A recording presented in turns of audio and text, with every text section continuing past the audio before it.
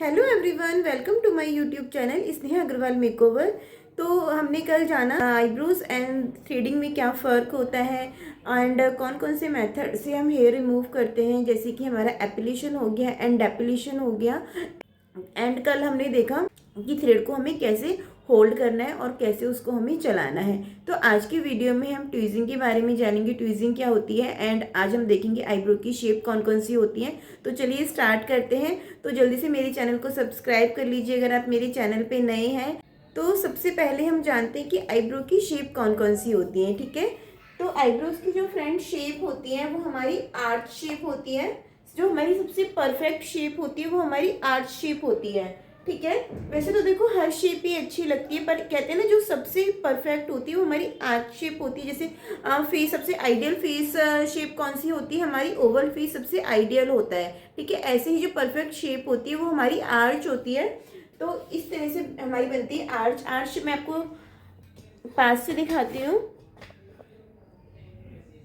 Are shape होती है, इधर से लेके यहाँ पे इसका पॉइंट होता है। ठीक है, ये हमारी आर शेप होती है। एस फिर सेकंड नंबर पे आती है हमारी एस शेप। एस शेप कैसी होती है, हल्का सा यहाँ से ये झुकाव होता है आईब्रोज में और इस तरह से मतलब थोड़ी सी वो आईब्रोज ऐसे लहरा जाती है। जैसे एस बनता है ना, इस तरह से एस बनता है। तो इस तरह से हल्का सा यहाँ से वो इस तरह से बनी होती है।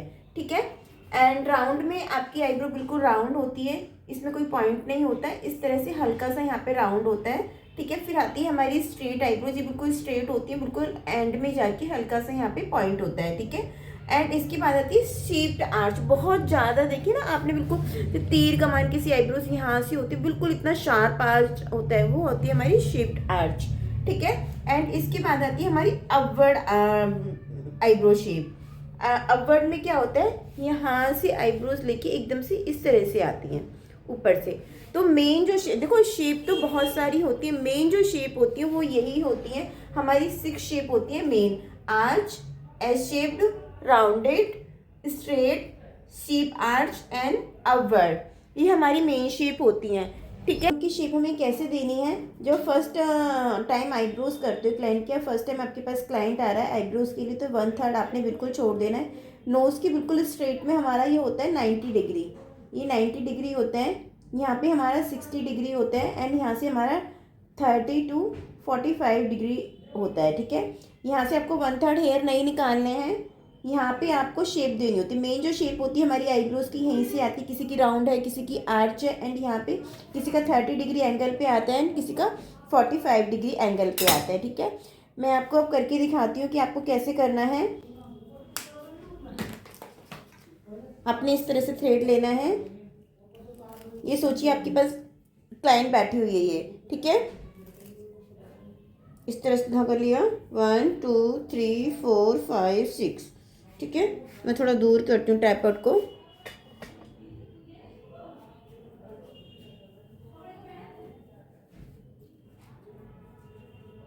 यहाँ से लूप देख लो, इतना छोटा आपका लूप होना चाहिए और इतना डिस्टेंस होना चाहिए आपके और क्लाइंट के फेस के बीच में। ठीक है, बिल्कुल उसके फेस पे ऐसे नहीं, बिल्कुल पास में जाना है।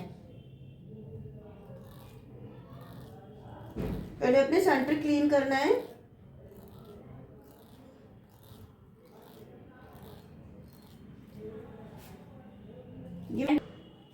इसके बाद हम देखेंगे क्लाइंट से आईब्रो स्ट्रेच कैसे करानी, क्योंकि जब क्लाइंट फर्स्ट टाइम आईब्रोज कराते हैं तो उनको स्ट्रेच करने में भी प्रॉब्लम आती है। तो मेन वो क्लाइंट को आपने बताना है क्लाइंट कितनी बार इस तरह से स्ट्रेच करने। आपने यहाँ पे फिंगर रखवानी है क्लाइंट की। मेन जब आप शेप देते हो क्लाइंट को, तो जहाँ पर हमारा पॉइंट होता है क्लाइंट से, वहाँ से स्ट्रेच करने के लिए कहिए। क्लाइंट कितनी बार ऐसे स्ट्रेच करते हैं, इधर से स्ट्रेच करते हैं, तो मेन आप उनसे बोलो कि आप जहाँ पे आपका पॉइंट है वहाँ से क्लाइंट आईब्रो अगर स्ट्रेच करेंगे तो आपको नेचुरल ही शेप मिल जाएगी आईब्रोज की, तो आप बहुत इजीली आईब्रोज बना पाएंगे। एंड नीचे से स्ट्रेच कराइए। और कितनी बार आपने नोट किया होगा कि आईब्रो में जो कट लगता है ना वो यहाँ पर लगता है, क्योंकि क्लाइंट आईब्रोज ऐसे स्ट्रेच करते हैं। ठीक है, तो जब आप यहाँ पे एंड पे जब आईब्रो बनाओगे, जब लेंथ पे आप आईब्रोज बनाते हो, तो क्लाइंट की जो आईब्रोज है आप उनको बोलो कि इस तरह से स्ट्रेच करेंगे।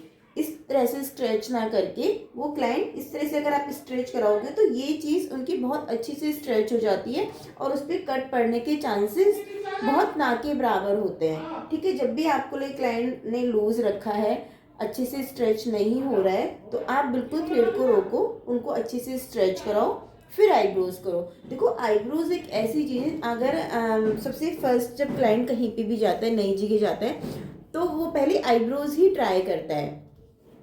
तो ठीक है, आईब्रोज आपने बहुत केयरफुली करनी है।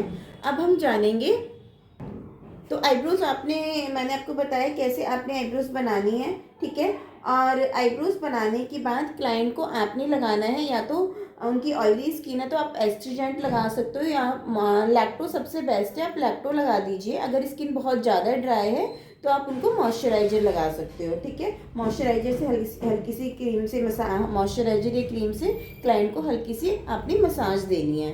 तो अब हम बात करते हैं ट्विजिंग के बारे में कि ट्विजिंग कैसे करते हैं और क्या होती है। तो फ्रेंड, ट्विजिंग को ही प्लकर बोलते हैं, प्लकिंग बोलते हैं। तो मैं आपको दिखाती हूँ, ये इस तरह का ट्विज़र होता है, इसको हम प्लकर भी बोलते हैं। जब हमारे आईब्रोज में कितनी बार हेयर रह जाते हैं, एक या दो हेयर कोई नहीं निकलता है, तो उसको हम इस तरह से ट्विज करके निकाल देते हैं, इसको हम बोलते हैं ट्विज़र या प्लकर।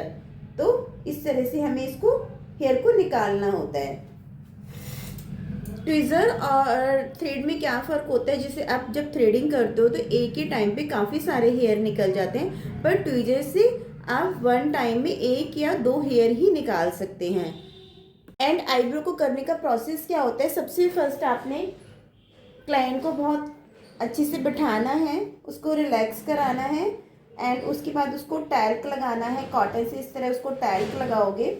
हम टैल्क क्यों लगाते हैं, टैल्क हम इसलिए लगाते हैं ताकि क्लाइंट को स्वेटिंग हो तो वो टैल्क उसको अब्जॉर्व कर ले। उसकी स्किन अगर ऑयली है, उसको स्वेटिंग हो रही है, तो टैल्क उसको ड्राई कर देता है, इसलिए टैल्क लगा के आप क्लाइंट की आईब्रोज स्टार्ट करोगे। आईब्रोज करने के बाद आप अगर आईब्रोज बहुत ज़्यादा घनी है, उसके बाद जैसे मैंने कल आपको बताया था, उसके बाद अगर करली हैं तो पहले उसको स्पूली ब्रश से आप कॉम करेंगे एंड उसके बाद आप आईब्रोज बनाएंगे। आईब्रोज करने के बाद आपने उसको कट करना है, जो उनके एक्स्ट्रा हेयर है, यहाँ से एक्स्ट्रा हेयर होते हैं, तो आपको सीजर से उनको कट करना है। कट करने के बाद क्लाइंट को आपने मसाज देनी है, या तो आप मसाज दे सकते हो या एस्ट्रीजेंट लगा सकते हो।